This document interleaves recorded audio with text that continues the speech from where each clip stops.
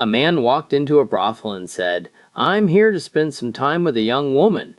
Is this truly a good place?" The woman at the counter answered, "Oh, absolutely. This is the finest establishment you'll find for 300 miles. The man said, "Excellent. I've got a 12-inch monster, and I need someone who can handle it. Who do you recommend?" She replied, "The lady you want is upstairs, first door on your left." "She's exactly what you're after." He went up, stepped into the room, and saw a stunning young woman on the bed. He pulled out his manhood, ready to go, but she bolted upright, shrieked, and sprinted downstairs yelling, "Oh no!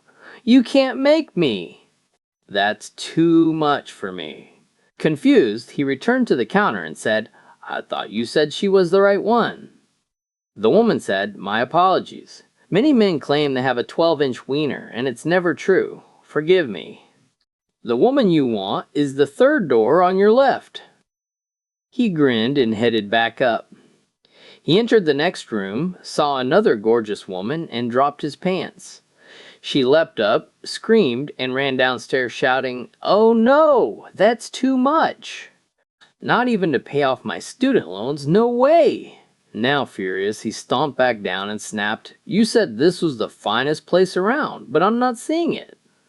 The woman smiled and said, "Sorry about that. I'm upgrading you to VIP. Follow me."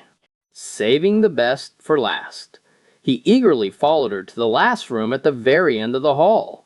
Inside was a breathtaking woman unlike any he had ever seen. He dropped his pants and jumped onto the bed. He thrust into her again and again with full force, and she took every bit of it. When he finished, he looked down and saw foam coming out of her mouth.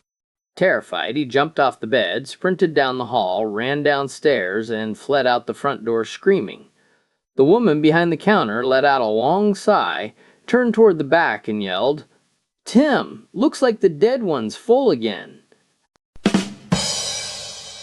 Paul was wandering through a packed street fair when he spotted a table run by a palm reader and decided to take a seat.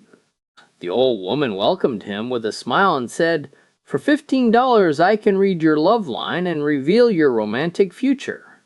Paul agreed, and she studied his open hand for only a moment before saying, "I can see that you have no girlfriend." "That's true," Paul admitted. She leaned closer and said, "Oh my goodness, you are extremely lonely, aren't you?"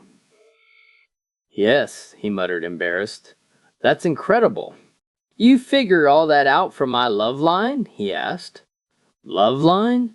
"No, from the calluses and blisters."